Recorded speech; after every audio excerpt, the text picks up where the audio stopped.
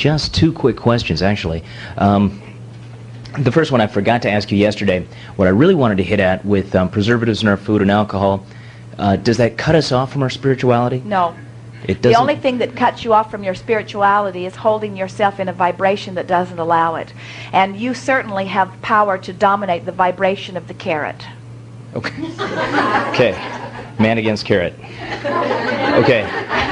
That's clear. And what I'm hoping you could also expound a little bit on, what are our ideal sleep patterns? Is there an ideal pattern for the organism that is best? Yes. And what would that be?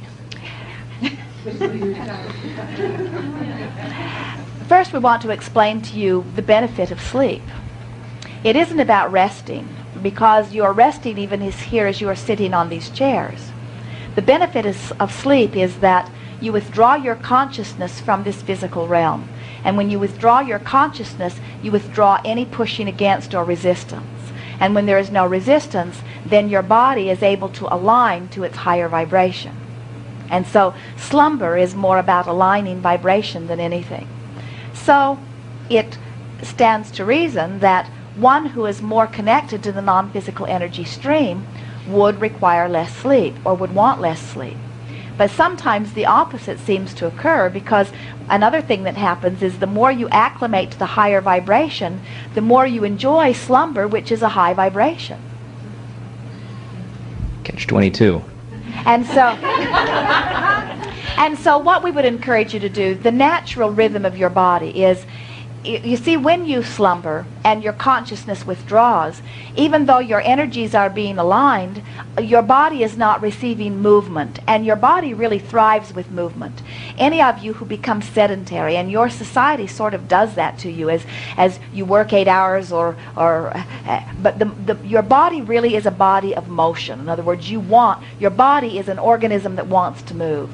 And so if we were standing in your physical shoes and we were wanting to guide ourselves to be most in harmony in terms of action with our non-physical knowing and intent, there are 3 things that we would do that most of you don't do. We would drink enormous quantities of water.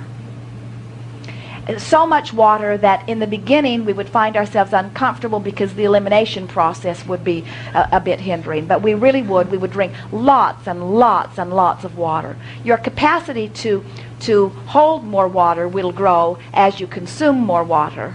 And so the elimination process would not be so uncomfortable. And every cell of your body, which is mostly water, would benefit, because the energy transmission of your body is affected. The more water you drink, the more easily the energy flows. And so there are lots of things that you could eat, but the one thing that we really encourage is more water. And we mean water minus preservatives, water minus caffeine, water without sugars. We mean water. We really do. We mean water. Mm-hmm. Water with minerals, water with all of the natural stuff that is in water. We would drink water. And we would find a source of it that is pure without too much dealing with. In other words, if you can find water that is water, that's what we would drink, water. The other thing that we would do is that we would move our bodies intentionally. In other words, we would find reasons to move. And by moving, we don't mean dramatic exercise. We mean moving. We mean motion. We mean walking, mostly.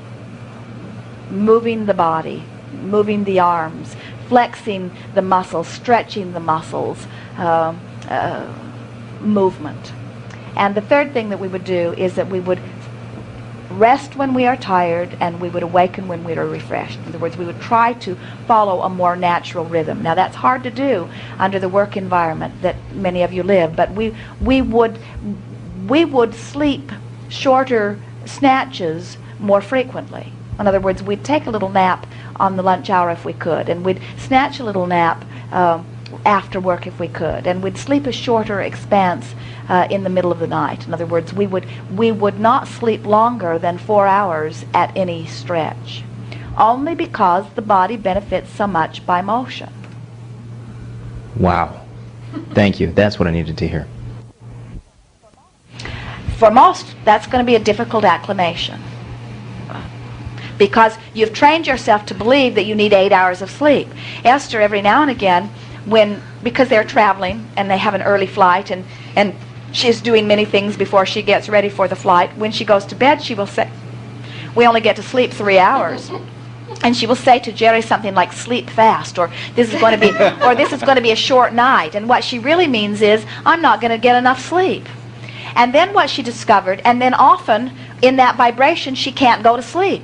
Even though she's only got 3 hours, she sees the clock ticking away, and she will say to Jerry, I don't think I slept at all. In other words, I laid here for 3 hours, but I'm not sure I even slept. And so we encouraged her to begin, rather than seeing this as a short night of deprivation, to see it as a long afternoon nap, a lazy long nap. We have enjoyed this interaction immensely. You are doing extremely well. Be easy about all of this. Relax, lighten up, laugh more, play more. Get your cork up there floating. And it is our promise to you that you will live happily ever after. We have enjoyed this immensely. There is great love here for you. We are complete.